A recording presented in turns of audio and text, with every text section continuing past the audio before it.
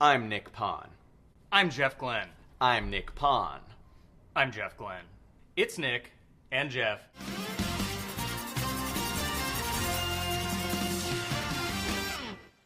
And we're going to recap where the elite meet to cheat at GingerMan Raceway. Tony Swan, longtime car and driver, editor, and writer, and also a longtime Lemons competitor, passed away shortly before this race. And this was really his home event, being in Michigan. And going forward, the fall GingerMan race is going to be renamed the Tony Swan Never Say Die Memorial Race. And I'm sure Tony would be thrilled to know that his team, Team Scream, is continuing their long tradition of being really bad at lemons. They were out there passing aggressively and dangerously as usual. Mere minutes after being yelled at for doing stupid stuff in the paddock, they probably had registration problems because they always do. They showed up in some fancy Porsche press car, which they were futzing with all weekend because that's what automotive journalists do. Tony, wherever you are, you would be proud. Creme de la Creme Motorsports showed up with our first Chrysler TC by Maserati. According to the internet, these Chrysler turbo motors are indestructible. So on Friday during tech, this thing was running perfectly. After that, it spiraled into not running at all. In the end of the weekend, the lead mechanic was giving the Chrysler turbo valve cover the 1,000-yard stare. We had them written in for I got screwed on the trophy sheet, but they left early. Must be present to win. This was hella sweet. Rust Belt Racing and their Honda Civic decided to do an insane clown posse theme. They went to an ICP show to get swag, which is dedication. They were going around in the makeup. It was all pure Michigan. And then Friday night, they hosted a Hot Wheels drag racing event with a $5 buy-in with all of the proceeds going to charity. That was awesome. Hella sweet, Team UPPR had a Brett Kavanaugh theme, quite timely, that caused chaos on the internet. Ah, the internet. But terrible, the U-Haul themed U-Stall team went on the phone and collected a whole series of bad U-Haul hold music and phrases. Thank you for calling U-Stall. Your call is extremely important to us. Your wait time is approximately 6 hours.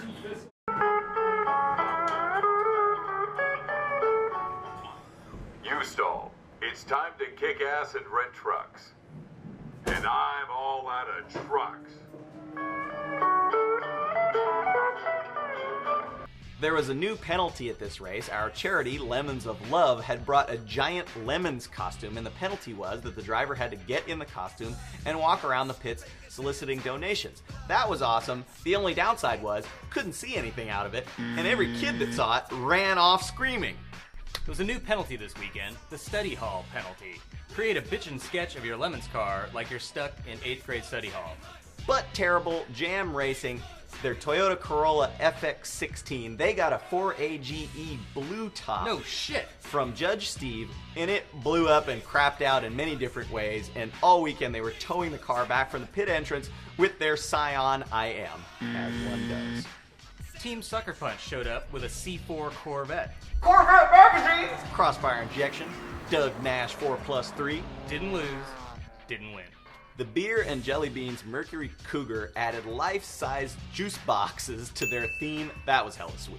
Dirty Mike and the boys brought their RX-7 and their special engine they call the Nug. Yeah, it's a gold-plated 350 small block Chevy that's all cheated up. And we see this pattern a lot in Lemons, where you bring the cheaty engine, it blows up, and you have to go to the backup engine, which is significantly worse, but it runs. In this case, they're running some old 305 out of a Monte Carlo. I think there's a lesson in there somewhere. Heroic Fix was Team Zero with their Ford Fairmont. These guys raced at Road America with a 2.3-liter four-cylinder. This time they showed up with a Ford 302 with what the notes say are a dual twin-carb setup. Is that 4 carburetors? I think it's 8. Whatever it was, it had a homemade high-rise intake and a giant air scoop. It's pretty awesome. Unfortunately, on Saturday, they collected a spinning car and spent the entire time, the rest of the day, hammering the thing out with giant hammers, pulling it on trees, straightening out the frame.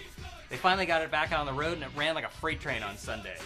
I Got Screwed went to Yeah Bud Racing in their Honda Prelude. Now what had happened was, the priority fail mid-engine conversion Volkswagen Golf was leading Class B for most of the day on Sunday, but The second place car, which was Yeah Bud Racing, was catching them up to the tune of like 5 or 6 seconds a lap. Sure enough, the Prelude passes the Golf on the very last lap of the race, and you're thinking, oh man, I Got Screwed is gonna go to the Golf. Next thing you know, the Prelude right in front of the Golf wrecks into the Mercury Cougar and it's out of the race. The Priority Fail inherits the B-Class trophy. Yeah Bud Racing and the Prelude, they got screwed. The special award this weekend was the best Lemons pun of all time. It went to Courtlow Racing and their Honda Del Sol. We love this car for so many reasons. They've turned their Honda Del Sol into a giant little red wagon. This time, they've added a giant Oreo cookie in that wagon, thus creating the Oreo Speedwagon. Judge's choice went to the Fighting Oil Bees and their Ford Mustang. Now, it's often the case that Judge's choice goes to a redemption story, where a team starts off hopeless and by the end has kind of figured it out. This was the version of the Judge's choice where the team starts off hopeless, continues to be hopeless, and ends with being hopeless. They were parked next to the penalty box, so the judges got a front row seat to their travails for the whole weekend. There was a lot of banging on stuff, using wood to fix things, staring in confusion at wiring, staring in confusion at their fuel cap, which somehow they stripped the threads on and dumped gas everywhere. But they had goofy smiles on their face the entire time and had the right attitude. And according to Judge Eric, they're actually going to have it figured out once they have another 50 to 75 races under their belt. Organizer's choice went to Pacific Motors and their Rolls-Royce powered by a Viper V10. It was a guy named Darko who looked like Fabio who owned an exotic car wrecking yard. I mean, this sounds like a bad Charlie Sheen movie. And thanks to his exotic car wrecking yard, he had access to a Rolls-Royce and a real questionable Dodge Viper. And he made the decision, I'm going to combine the two and go Lemons racing, which he did in the span of 2 months in a dingy, badly lit, leaky warehouse. The car had parts from all kinds of different things, Corvette, Camaros, inexplicably a 1950s Ford pickup, and it was all just a hodgepodge of crazy junkyard engineering. And this thing did pretty much what you'd expect. It ejected a rod immediately. They happen to have another Viper motor because, you bring more than one.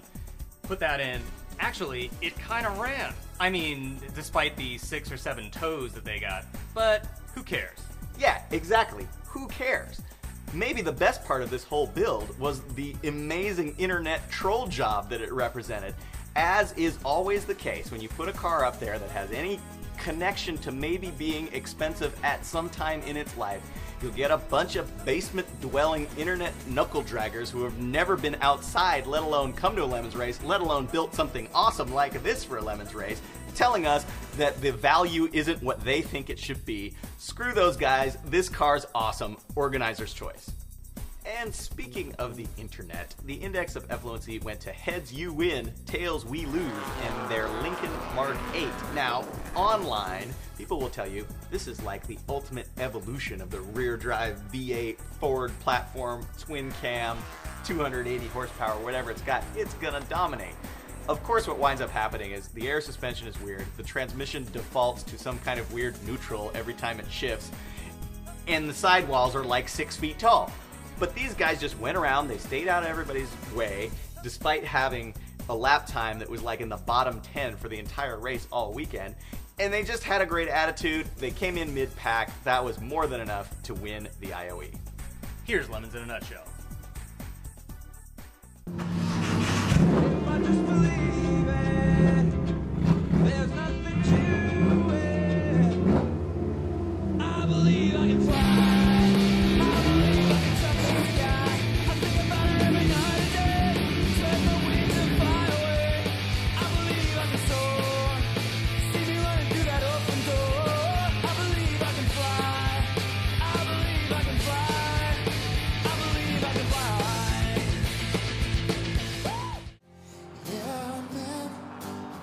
Every word I said, when I said that I loved you, I meant that I loved you forever.